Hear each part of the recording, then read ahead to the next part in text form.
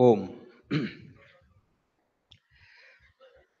पूज्य स्वामी जी, स्वामिनी गुरुप्रिया जी, Prachi Ben, guest coming from Ahmedabad, Prachi Ben, Brahmachari, Rishibhai and Sanjeev, my colleagues and friends. Good morning, one and all present here. With great pleasure, I welcome Pujya Swamiji, who has been kind enough to give us the English discourse for last consecutive 12 years. Swamiji, kindly accept my pranam on behalf of all of us. May I now request Nitin Rahate, Sachin, Mehul, and Vinod to come to the stage and greet the Swamiji with the bouquet.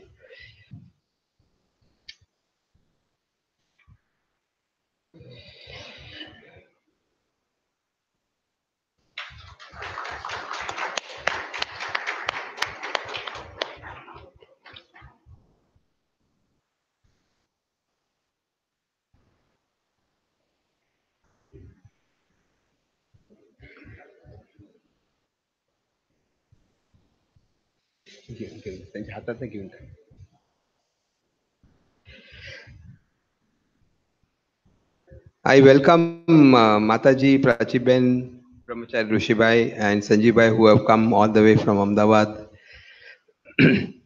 And of course, I welcome all of you. May I now request Nimish Bhai to introduce Swamiji? Of course, our office staff doesn't require any introduction of Swamiji, but still, if some of them are new, and that's why I would request Nimish Bhai to give introduction. Nimish Bhai.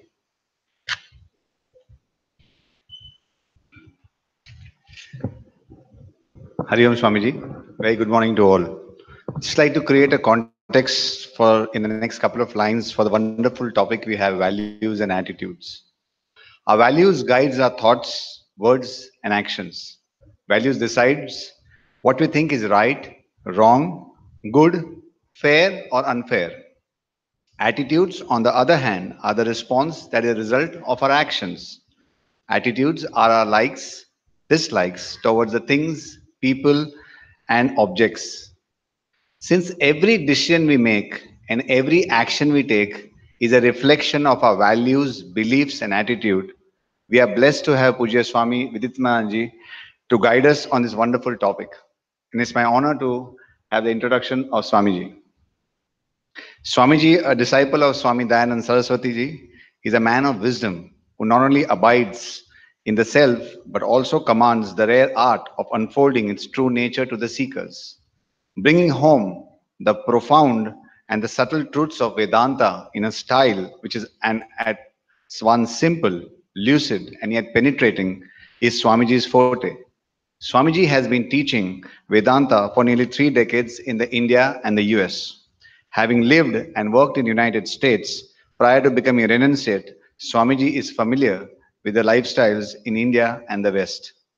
With his insight into both cultures, he connects with everyone with equal ease. Swamiji is an embodiment of love, compassion, simplicity, and straightforwardness. In short, Swamiji is a Mahatma to the core. On behalf of everyone here, I request Swamiji to guide us on the very important topic, attitudes and values.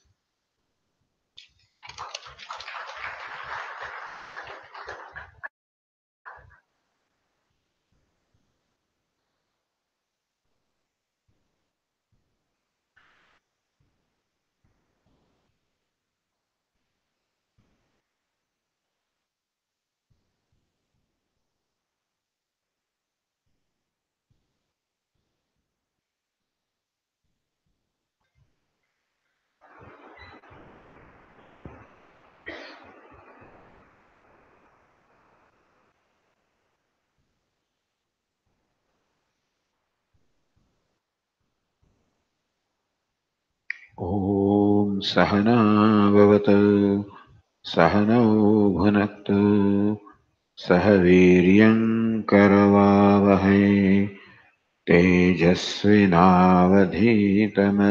मा विद्विषावहै ॐ शान्ति शान्ति शान्तिः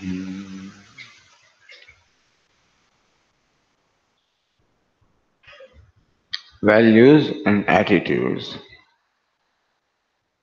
Our Nimish already gave a beautiful explanation of what values are and what attitudes are. Values are the universal rules already existing, rules around which the whole universe functions. Those existing rules or laws are the values. Thus, honesty becomes a value for us because we find everything in nature being honest and transparent. There is no pretentiousness.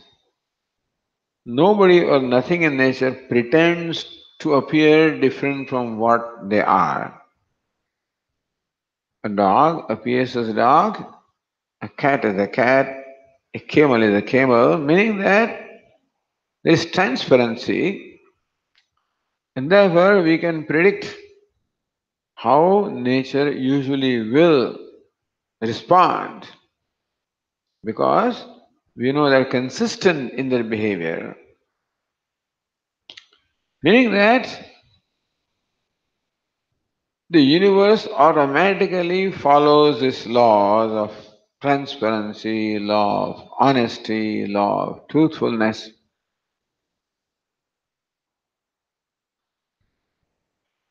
The human being also is part of nature, so we should also follow those laws because we know from our experience that abiding by the law will be rewarded and violating a law will be punished. Although you may not perhaps agree with this statement, because in India we do not seem to be punished for any violation of law. People seem to get away from violating laws left and right. And those who are abiding by the law seems to be left behind, seems to be have settled with less. On the surface of it, it looks as though these universal laws are not functioning in human society. They function in everything sentient or insentient other than human beings, the law functions, and the whole universe, other than human being, instinctively follows the laws. Therefore, there is a harmony in nature. There is peace in nature. Human being does not seem to enjoy that inner harmony. People complain of stress, of tension, of conflict, of violence, of depression. All of these are typical problems of human beings. Other creatures don't have depression, tension, stress.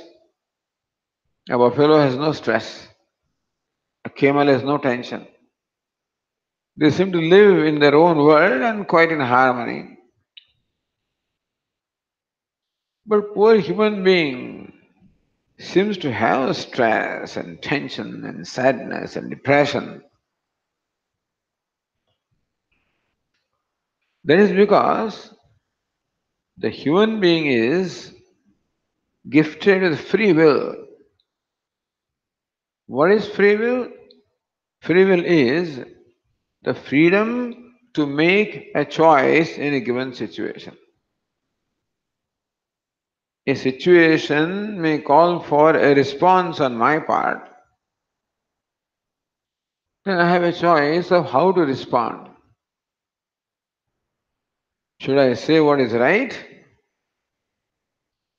Or should I say what is wrong?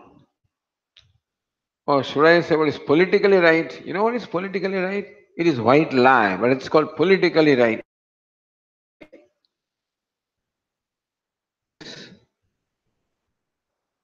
A donkey has no choice. Anything that comes behind its hind leg, it will kick. A dog has no choice. When it sees someone stranger, it barks, meaning that they seem to respond instinctively. Whereas we have a choice of how to respond to a given situation. And you know what that choice means? That we are aware of the basic laws of life. We are aware of the basic values of life. Basically, we do not need to be taught what the values are. Because the basic value is do not do unto others what you do not want them to do to you. Do not do unto others what you do not want them to do to you. You do not want other people to hurt you, so what's the value? You don't hurt. You do not want other people to cheat you, so what's the value? Don't cheat. You do not want other people to lie to you, so what's the value? Don't tell a lie. You follow? We know this. Generally, in every situation, we know what is appropriate and what is not. And still, we find, in spite of knowing that, I expect the other person to tell me the truth. Very often, I still tell a lie, knowing that it is wrong. Meaning that we see ourselves doing things that we know are wrong. You follow? When you do something which you do not know is wrong, you can be pardoned. Although ignorance is not always an excuse, but you can be pardoned.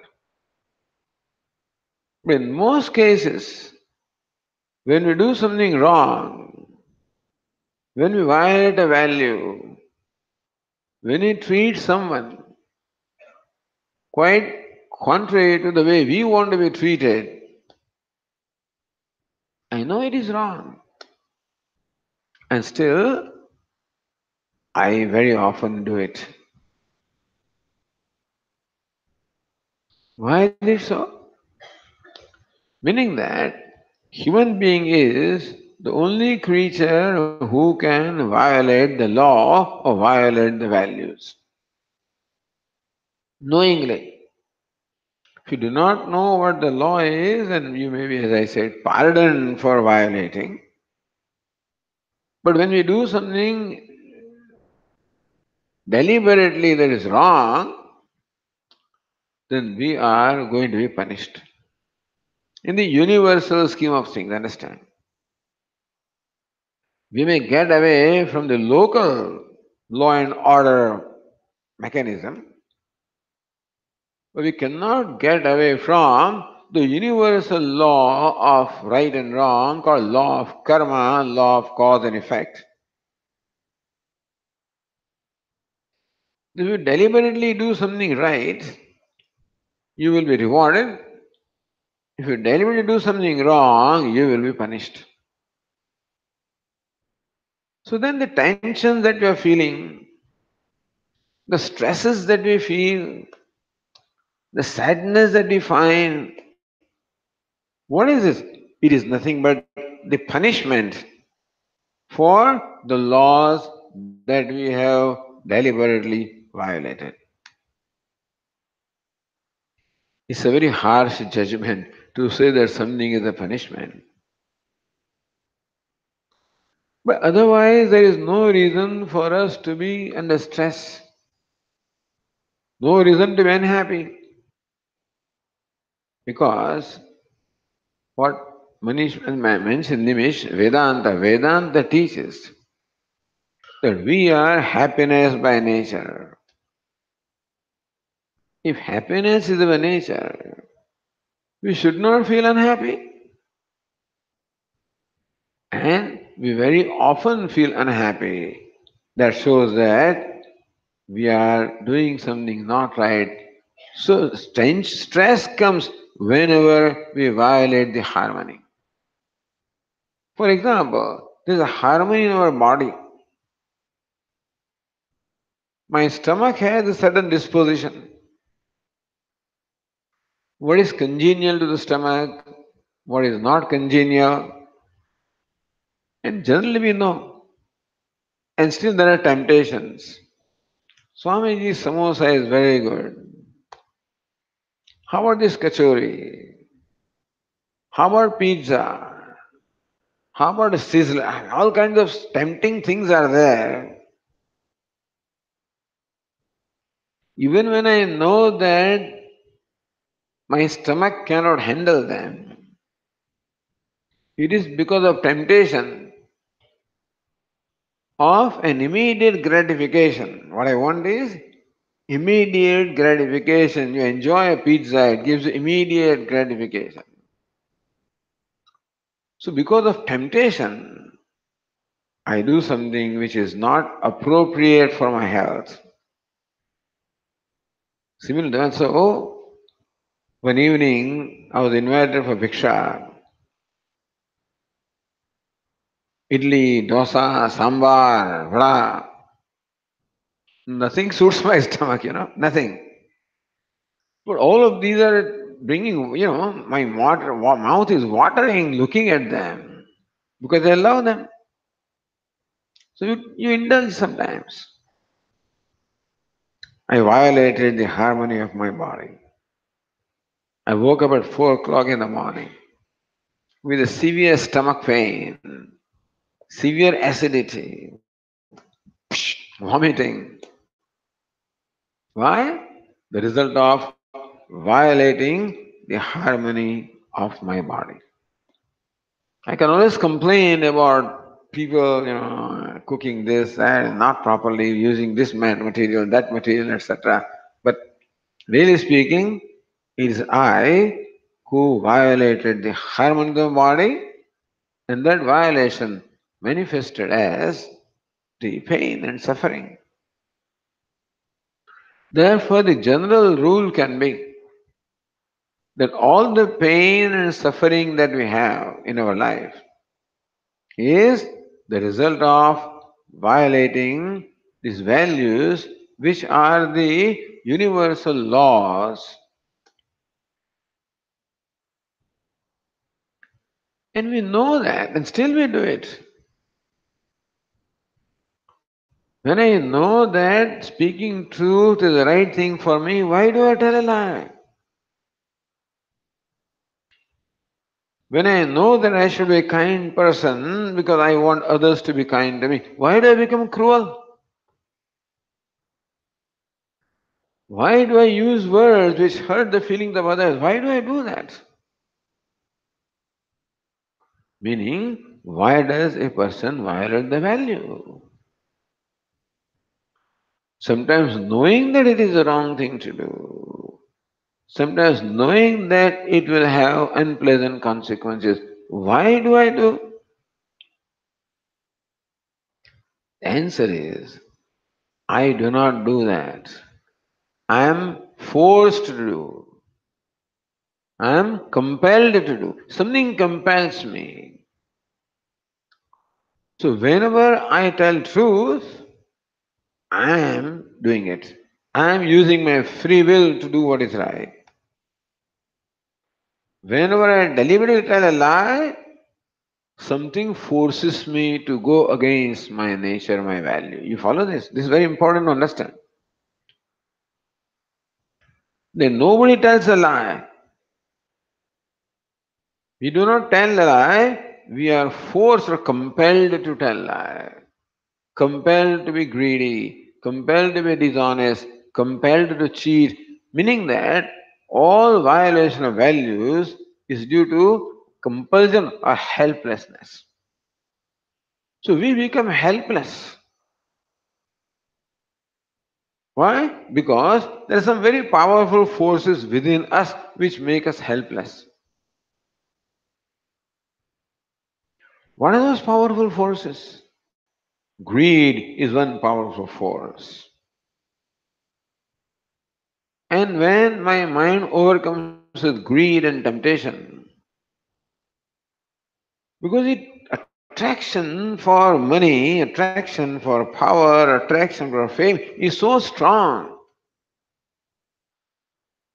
because we are born and raised in a society which values wealth, which values power, which values fame.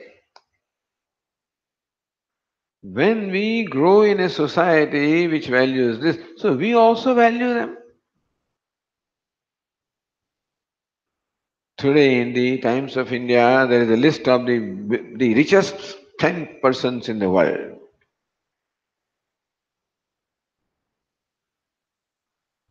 The Amazon CEO, the richest man, I think $117 billion. And then come Bill Gates, $87 billion, stuff like that.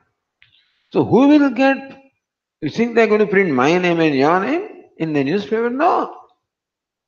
The wealthy gets the attention of the world. So when I see that, I also want to be like that. The famous are always there in the front page of the newspaper. The powerful are there. So the wealthy, the famous, the powerful, they get all attention. They are successful. This is how I am made to believe in course of my upbringing in the society. So we have two sets of values. One is that we have these universal values, natural values with which we are born, that telling the truth is the right thing to do, be kind is the right thing to do, be compassionate is the right thing to do. We know that. And everybody feels the same way. They're universal values. But in the course of upbringing in the society, we also develop a value for wealth, for power, for fame, because the people who have acquired this are called successful people. So I have value for success also.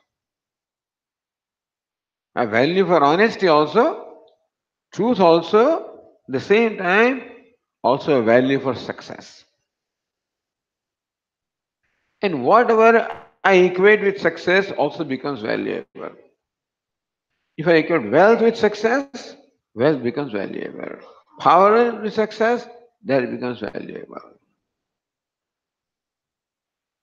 So success is another value, and we do not understand what success is, or we have we think that this wealth and power and fame are equal to success. So then, in a given situation now, these two entities try to control my attention. On one hand, the honesty tells me that Swami, you be honest. The other force is success. Success says, hey, you should be successful. Nobody rewards honesty, everybody rewards success. Now, it depends upon my willpower. If I'm very strongly convinced, I have a strong conviction about the value, then I won't care. But unfortunately, most of us are not. We have a strong conviction about success. You know what success brings to me? It brings me attention, it brings me, I'm a celebrity, so that brings me happiness. What does honesty bring me? If I'm honest, what do I get? If I speak it, you tell truth, what do I get? I don't seem to get anything. Whereas if I'm successful, wealthy, I seem to get all the glory. You understand what I'm saying?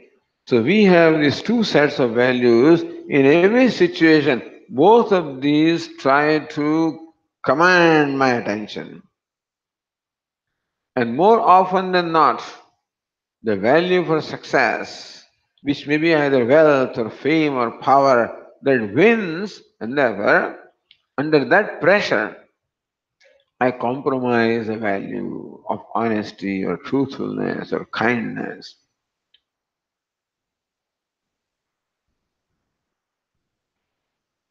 But Swamiji, this is right, success. Everybody loves success.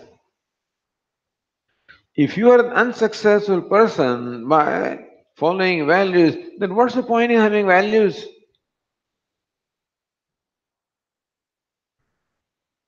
So the question is, does following values make me a successful person or unsuccessful person? Now for that, we need to analyze what success is. Although we are raised to believe that wealth means success, power means success, fame means success, that is what we are taught. But then, is that a right equation? Does wealth mean success? Does power mean success? Does fame mean success? Or does happiness mean success? Tell me. What do you think, one of you? What do you think is success?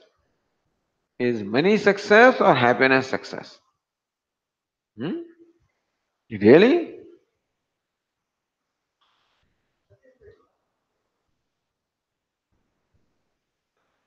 So the point is, do we want wealth for the sake of wealth or do we want wealth for the sake of happiness? If wealth is going to make us unhappy, would you want it? If power or fame make us unhappy, would we want them? So understand that whatever we want for the sake of happiness, not for the sake of those things. So therefore, even from this wealth and power and fame, what do we really want? We want happiness. So what is the true definition of success?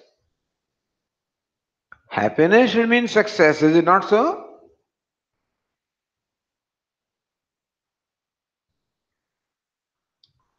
So then the next question is, do the values make us happy or unhappy? When I am a kind person, when I am a truthful person, when I am an honest person, do I feel happy or unhappy? What do you think so? In your own experience. Whenever there was an occasion that you were kind to somebody, you went out of your way to help somebody, you gave a smile, assuring smile to somebody, a consoling smile to somebody, you extended your hand to help somebody. In difficult situation, you stuck to your value and you told the truth without being tempted. How do you feel?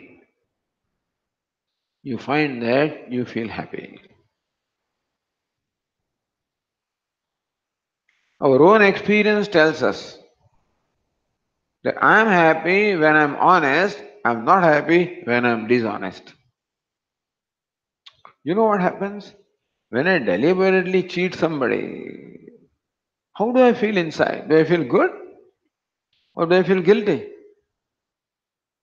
When you say something that hurts, suppose there is some kind of a discussion with your friend and then you get excited and use words which hurt the feelings of a friend or somebody, do you feel good about it? Or you regret later on, I wish I had not said it. Is it not so? Very often we regret, isn't it? Very often a sense of guilt, I should not have done it. Do you feel guilty? When do you feel guilty?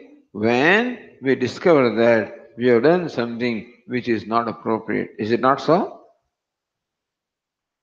Meaning that violating a value brings guilt and unhappiness, and following a value brings self satisfaction, happiness. Therefore, it is quite legitimate that we want success. Our desire for success is a legitimate desire. Human being wants to be successful.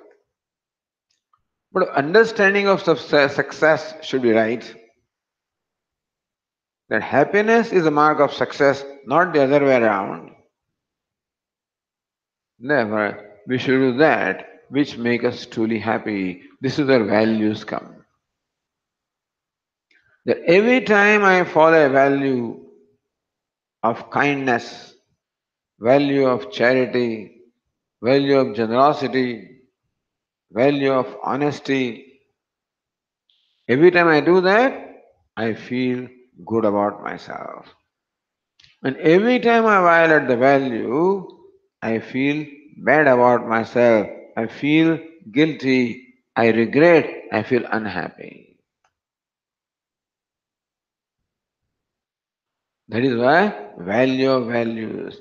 The values make us successful people, make us happy people, successful people. But Swamiji, you may be happy, but if you're a poor person, what will you do? You say you follow the values and so you're happy, all right. But you don't have money even, to make a trip to Singapore.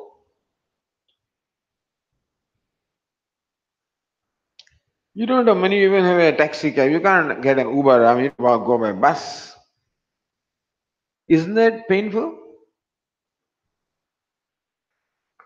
That you may be deprived of the luxuries of life, and by following the values, you may have to settle for a modest way of life, suppose. I'm not saying you have to, but in case, doesn't that make you unhappy? If you have to travel by bus, does it make you unhappy? Does it have to make you unhappy? Does it have to? Or you can enjoy a bus ride also. Can you enjoy? Is it that you can only enjoy a taxi ride and not bus ride?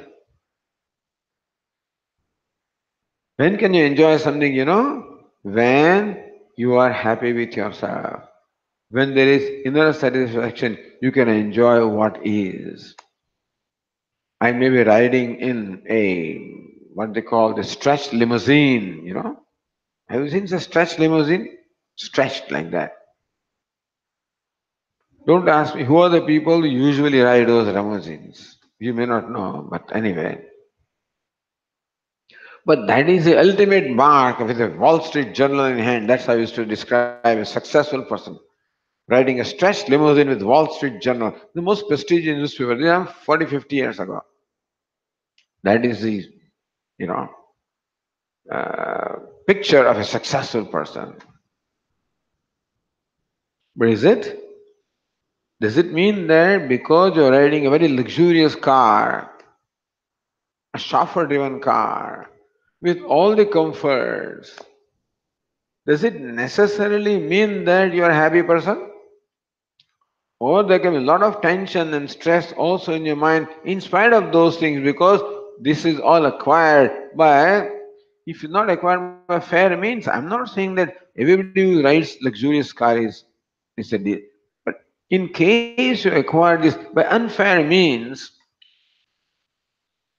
it creates stresses in your mind. All stresses and tensions and conflicts in the mind are the result of violation of values, violation of laws. So even though I'm looking at Wall Street Journal, my mind is revolving around something else. It is stressed, it is tense. All I'm saying is that happiness cannot be measured by an external situation such as comfortable life, etc. Comfort is one thing, happiness is another thing. Comfort is the situation outside of me. Happiness is the state of my own mind. Meaning that I can be in the midst of comfort and still an unhappy person. Like sometimes the kings have a crown of thorns, being a king. It's a whole burden of the whole kingdom. Can be a very unhappy person. Or you can be a happy person even in a very modest place or even a hut. Is it possible? In school, we used to have this story that one poor person went to a Mahatma, a sadhu who was visiting by, a very well known person. So this poor man goes to this sadhu, says, please give me some way, show me something by which I can be happy. I am a very unhappy person. The sadhu gave a very simple solution. Says, acquire the shirt, go to a happy person, get a shirt, wear the shirt of a happy person, and you'll be happy. What is the solution? Wear the shirt of a happy person, and you'll be happy. Oh, that's very nice. Simple.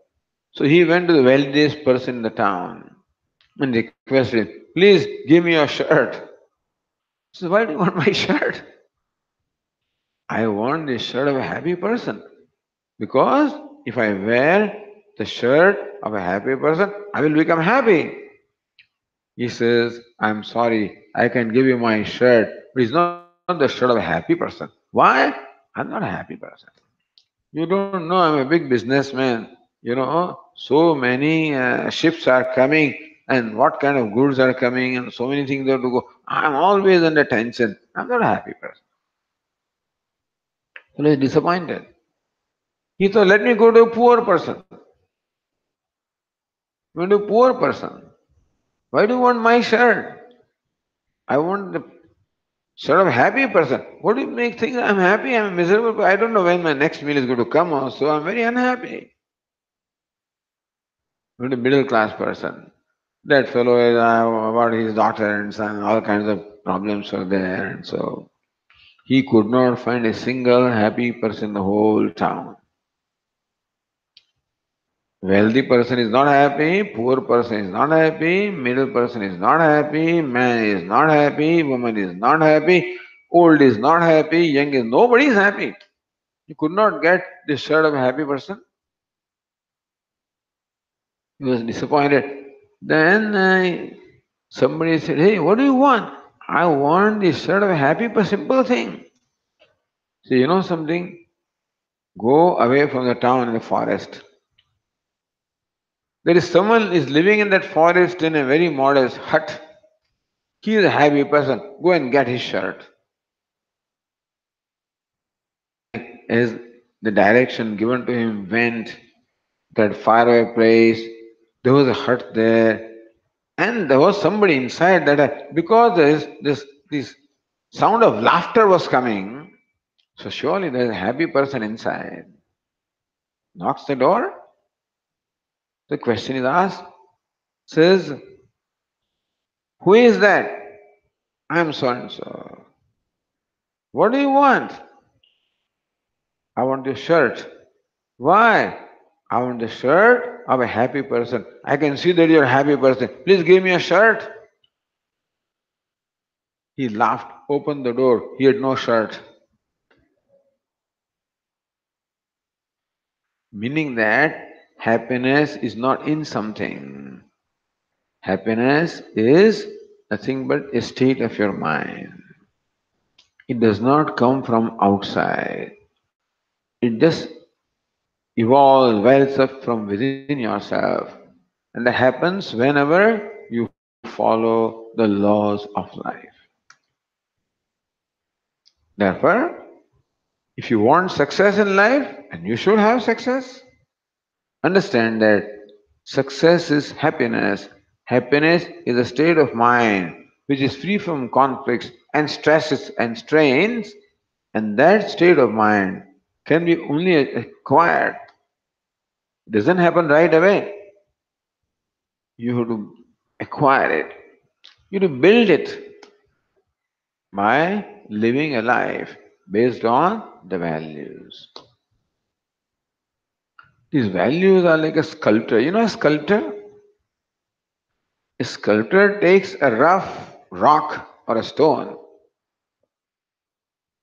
and with his chisel and hammer shapes that stone. And in course of time brings out a beautiful form from the stone. Is it not so? I don't see any sculptor here, but anyway, but suppose it's the Murti of Lord Krishna, a stone Murti of it. Before that Murti, it was just a stone, is it not so?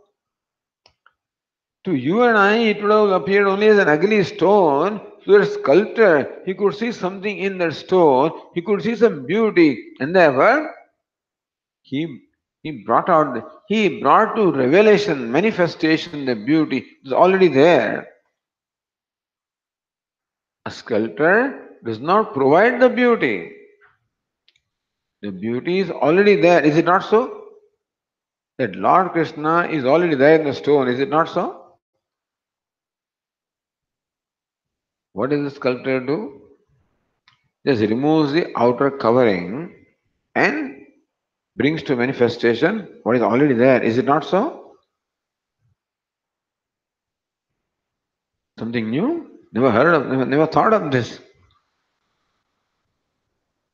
Looking at the face of the people, what is this? What is Swami talking about? Do you understand what I'm saying?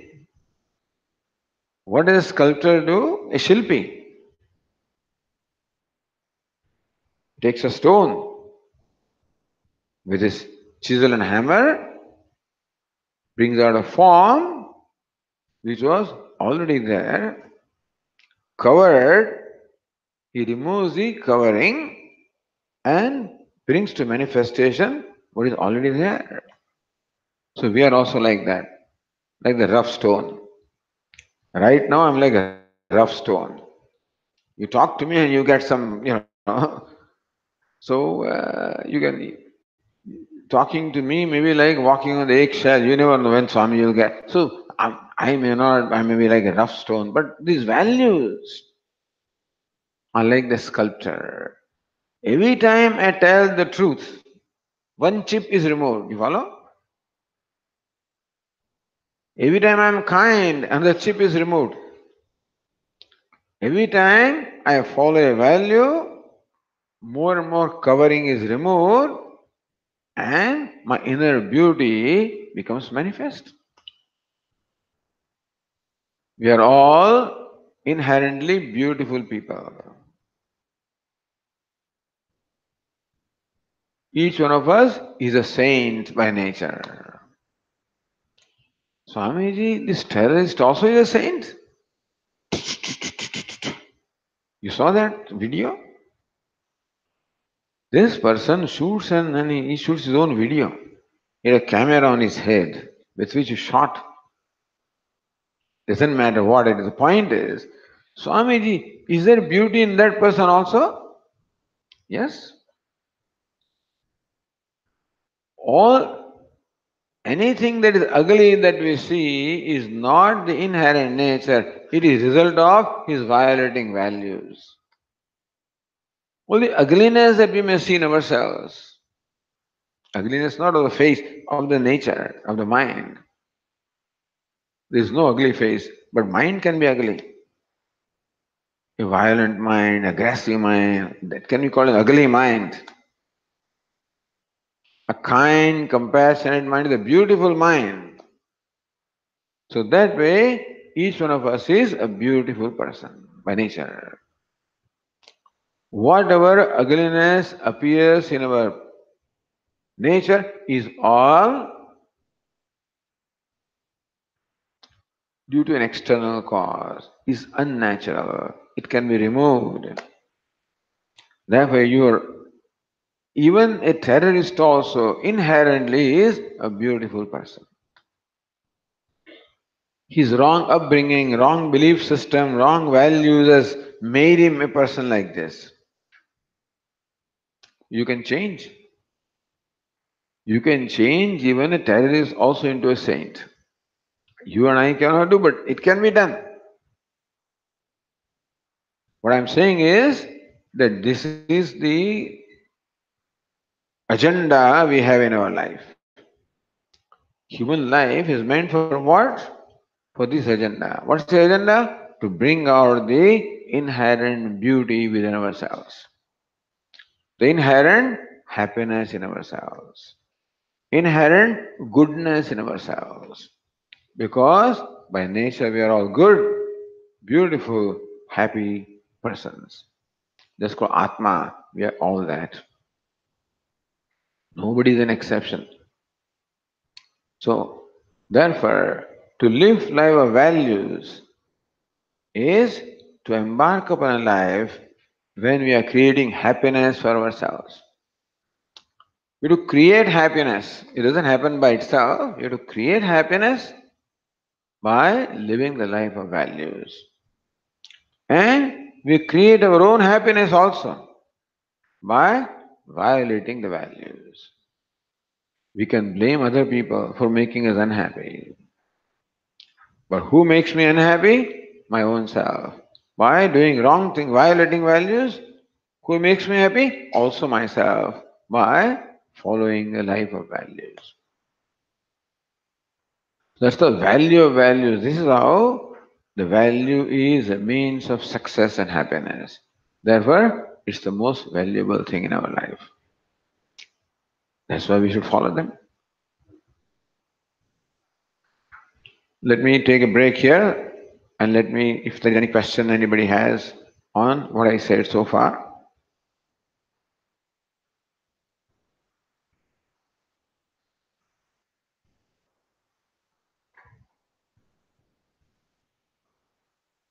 You can ask me in English, Hindi, Gujarati, 3 languages I know. So in any one of the languages, you can ask me a question. These days when I travel in aeroplane, they tell you that our staff knows Marathi, English, Gujarati, Bengali, this, that, French, etc. They will tell you what languages they know, so you can communicate with them. So I know 3 languages.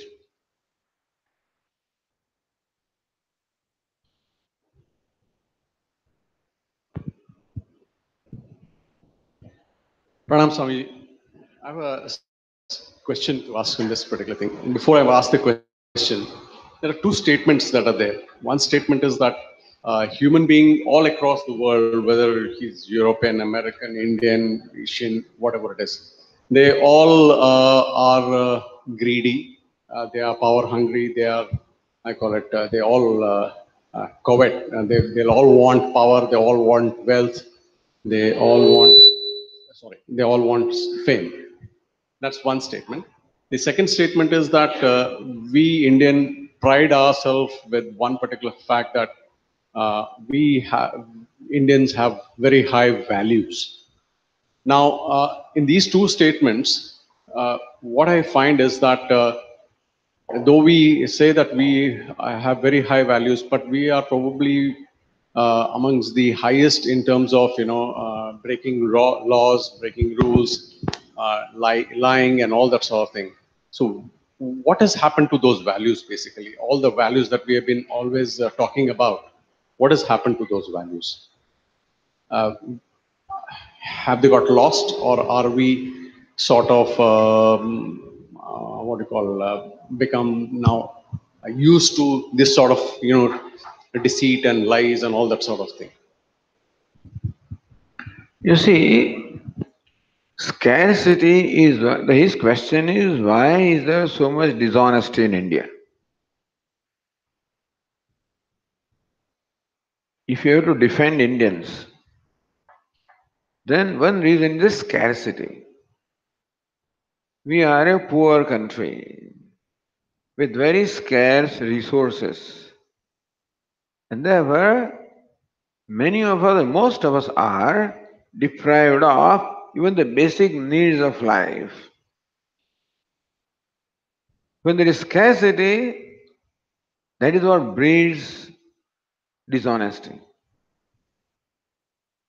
I remember in 1973, this OPEC, the organization of the petroleum, something, whatever it is. So, all the Arab countries, they got together and decided to raise the prices of petroleum. Those with $1 a barrel was made, I don't know, $20 a barrel, something like that. And all of a sudden, there was a scarcity of petroleum. The prices went up. Scarcity of petrol or gasoline. People would stand in long lines to fill up their cars. That time we could hear the news in America also that they should bribe these petrol pump people and get their petrol out of line, out of turn. All kind of theft of petrol from the cars. See, what I'm saying is, when there is scarcity, that is when your value is tested. As long as everything's going good, everybody's good.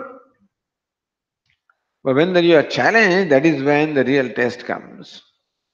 And unfortunately, Indians have failed those challenges and they've fallen for the discomfort or the hardship that comes from scarcity. So we were left poor. We were the richest country when the British came to India. And we became one of the poorest countries when the British left India. They squeezed India completely. There was nothing but poverty and starvation in the country. So these are the things that are still there in our psyche. So even though now we may not have that kind of a scarcity, but the same psyche remains of grabbing whatever I can grab. There was a time when that was necessary to survive. Now, even if I don't need to survive, that grabbing has become a habit. It has come into our psyche. And so that we'll have to change. We'll have to realize that it is making us miserable and unhappy. We will only learn provided we realize that by violating this law that we are suffering. As long as we don't understand that, we still believe in India that if you are dishonest, you can be successful only if you are dishonest. They are all wrong conclusions and wrong equations. They have to change. And then only the psyche or the mind state will change.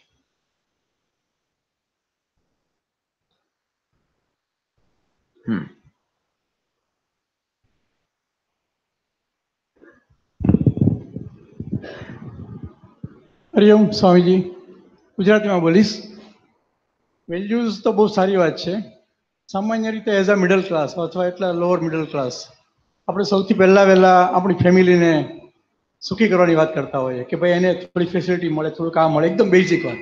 જે માણસ સાથે 5, 10, 15, 20, 25 હજાર કમાતો હોય છે, એને થોડી સેવા કરવાની ઈચ્છા થઈ, કંઈ વેલ્યુઝ એક્સેપ્ટ કરવાની ઈચ્છા થઈ. મને ગાંધીજી યાદ આવ્યા.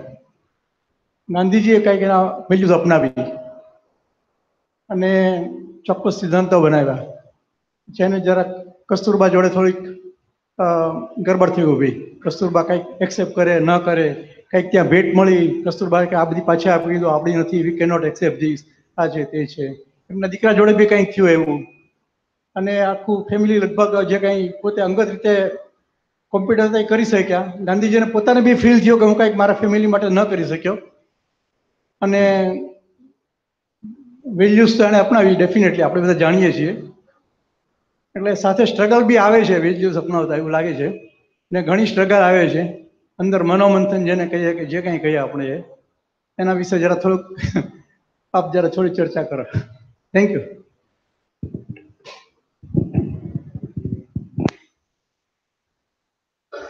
Values always bring conflicts because there are two sets of values. One is value for success, fame, etc. Other is value for honesty. When there is a conflict, they bring. So when they are arrayed against each other, there is a conflict. So conflict will come when to make a choice.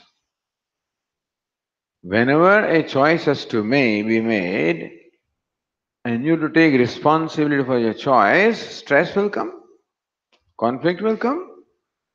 So conflict is all right.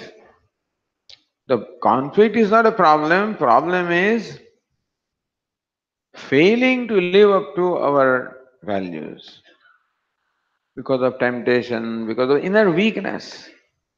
The reason why we cannot follow the value is you need inner strength of conviction. If you don't have that, then you will give up.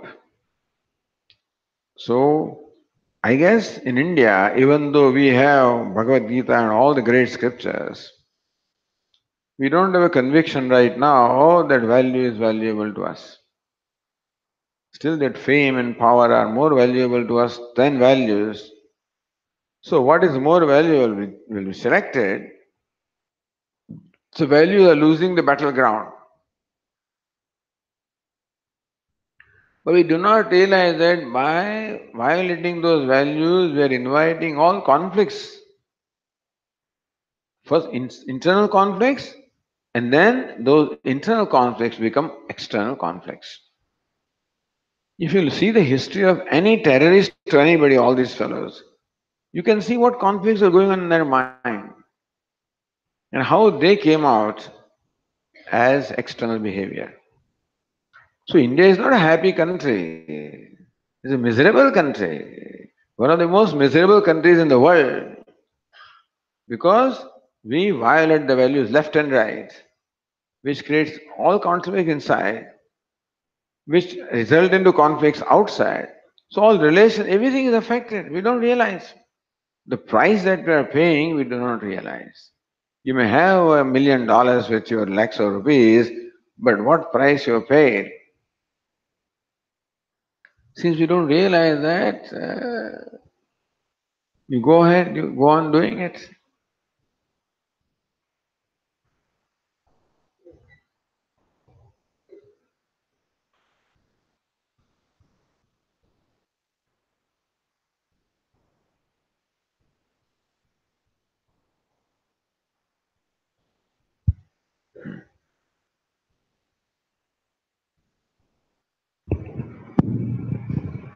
Hari Om Swamiji.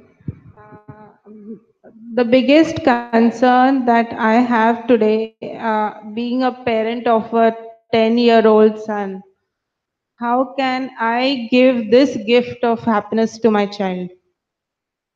The true happiness. I don't want him to get into this struggle of to show himself, to get into that level of greed and I don't know, how do I just protect my child? And is it necessary for, is there something that I can do right now for him?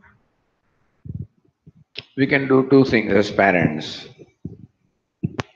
First, as we're raising the child, we communicate to the child, tell them the stories of the people who have lived a life of values and create in them the image of the really great people who lived life of values, number one. And number two, we demonstrate in our own life. We live a life of values as parents.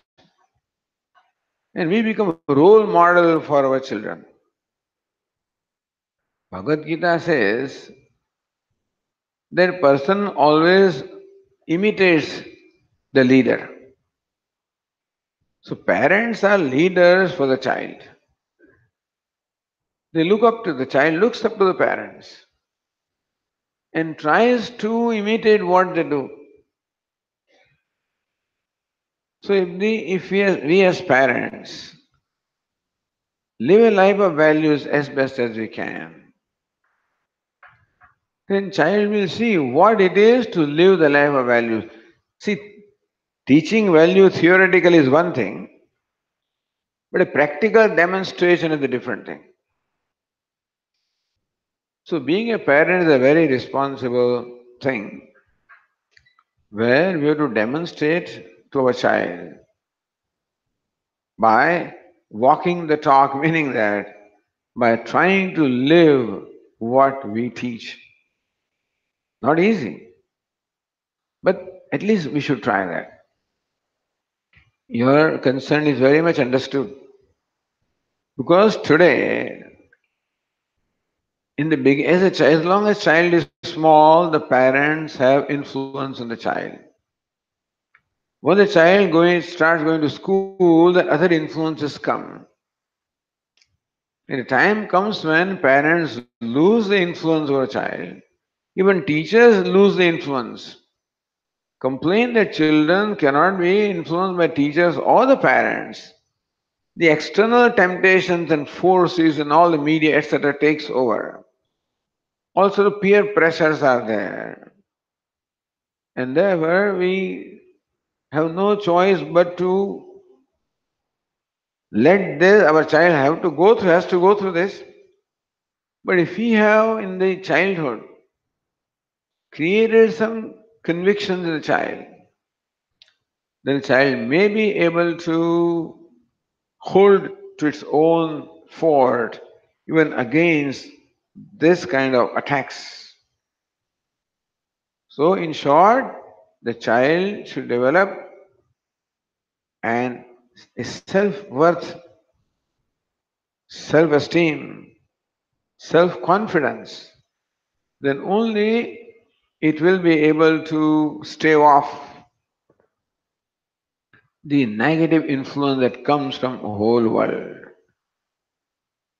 And if a child is growing in an environment where he watches the parents, as a friend said about Mahatma Gandhi, what conflicts all they went, but then he demonstrated, now we are not Mahatma Gandhis anywhere, but still whatever we can do in terms of, in English, walk the talk.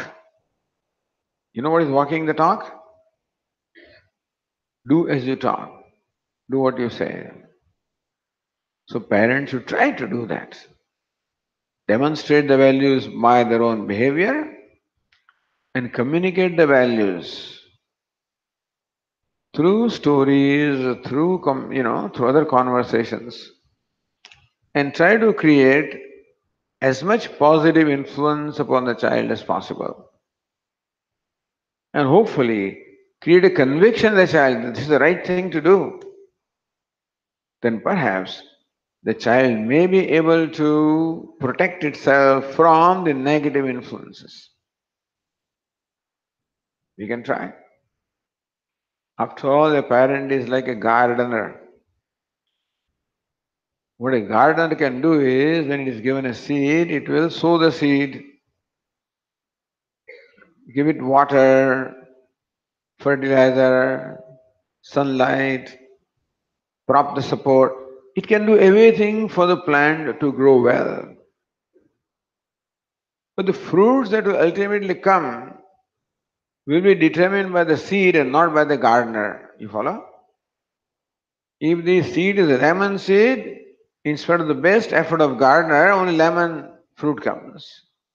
If it's a mango seed, mango fruit comes. Meaning that the child also has brought its own samskaras from the past. And they also sometimes play out. And so we can do the best that we can, and with prayer, Leave the rest, what can we say? But at the same time, don't blame yourself for the child because you are not the only influence. Child has brought its own samskaras also. So sometimes, in spite of the best efforts of the parents, children turn out to be what they do. In spite of the best efforts of Hiranyakashipu to raise his child like an asura, he turned out to be a Mahatma like Prahlad. The other way around also has happened. And so, but we can do the best that we can.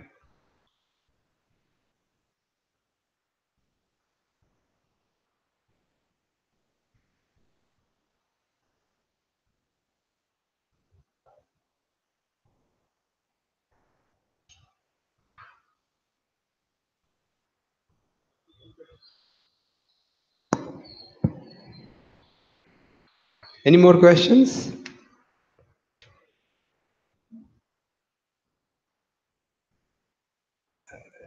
Thank you, Swamiji, for your enlightening You have talk. some question? Yeah, please.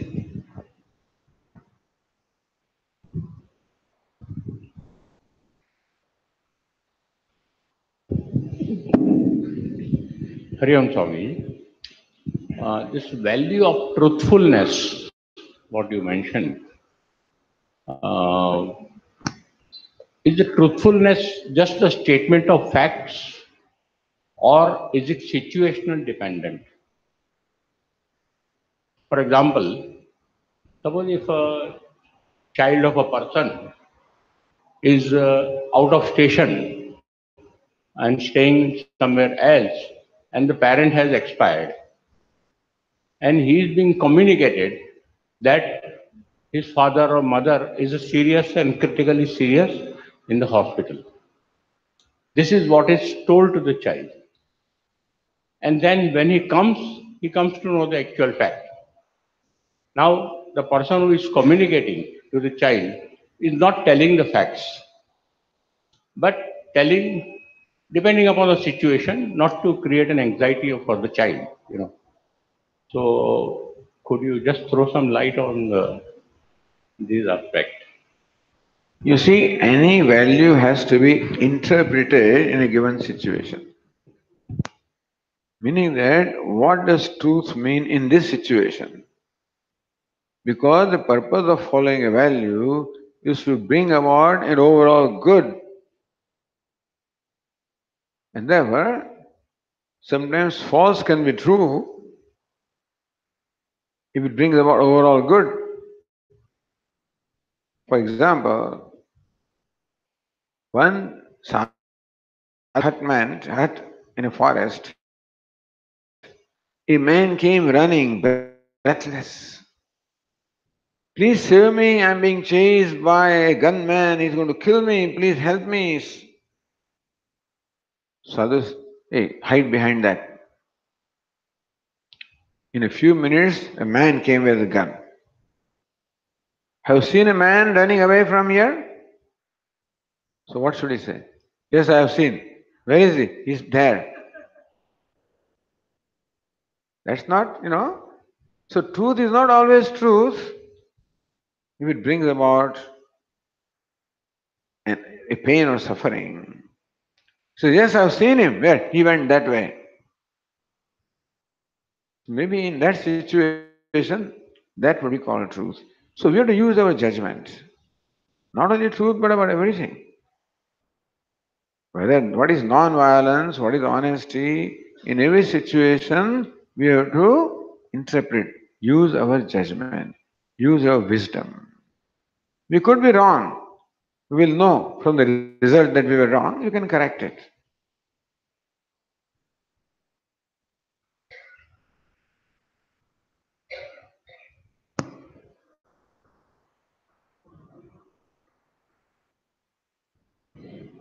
I think we are done with the questions, Swamiji. Fine.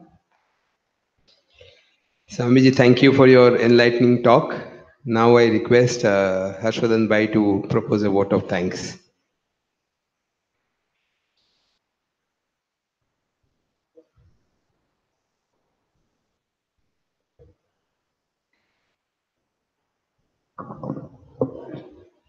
Hari Om. Hari Om.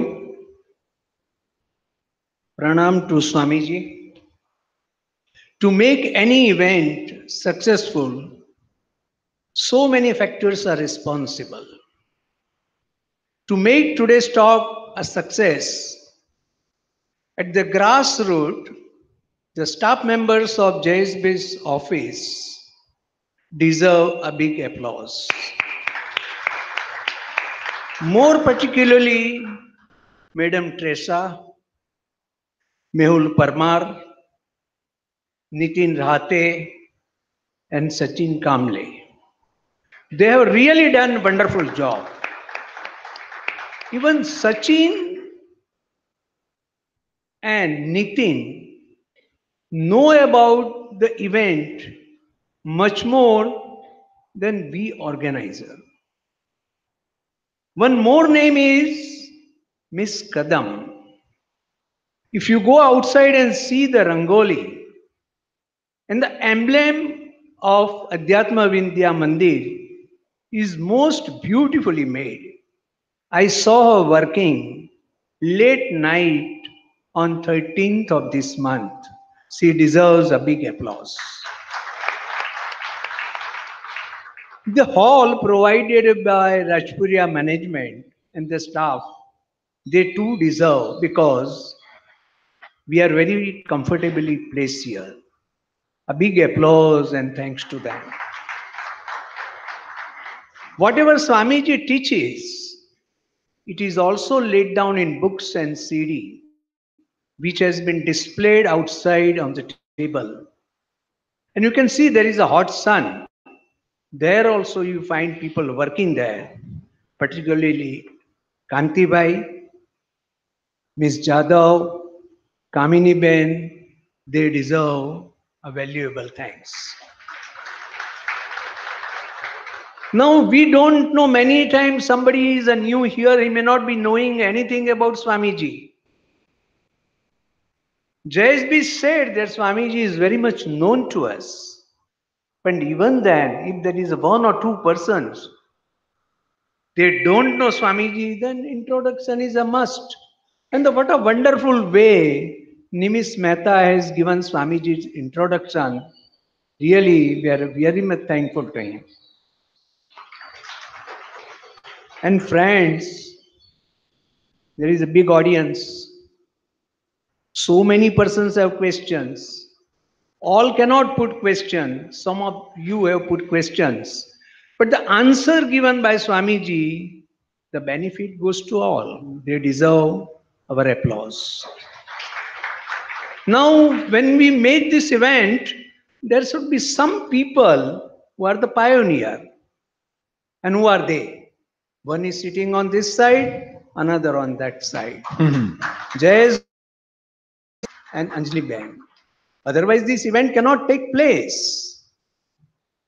Among us, Swamini has come from Ahmedabad.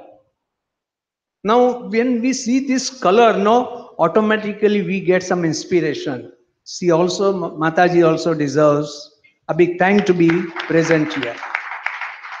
And now, whatever Swamiji has taught has to be reproduced. Without, there are so many people here who have listened, but there are others who have not listened to Swamiji. Now, in order to reproduce the same, there is Rushi and there is Sarmaji. They have done a beautiful recording of the today's function. And now the last and the least. It is said in the Shastra that everything in the world is inert. There is no consciousness. You had been there, I am there, books are there, all are there. But if Swamiji is not there, that means he is the consciousness. Whatever Paramatma has taught, everywhere he cannot come and teach everyone. Therefore, he sends a representative. He represents Almighty God. He is the consciousness. Had everything been there, Swamiji would not have been there. I think the whole thing would have gone fat. But then, how do I thank him? Any amount of words that express will not suffice to thank him. And when we thank, for example, when we thank our parents, we don't have words, we bow down. And on behalf of all present here, for thanking him, using no words, I just bow down to his feet. It is likely that when I am speaking, there are some people who have contributed to make this event successful. And I might have forgotten name even when I write down. Sometimes the last moment I forget his name. If I have done so, please bear with me. I give you thank to you also. Thank you, thank you, thank you.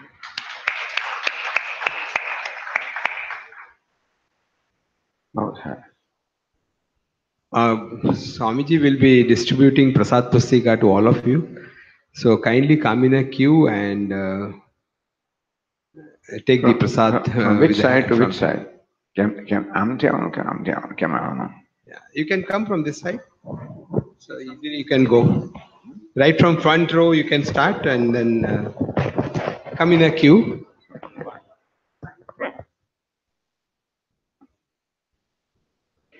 Just a minute, I think. Let Swamiji settle down there.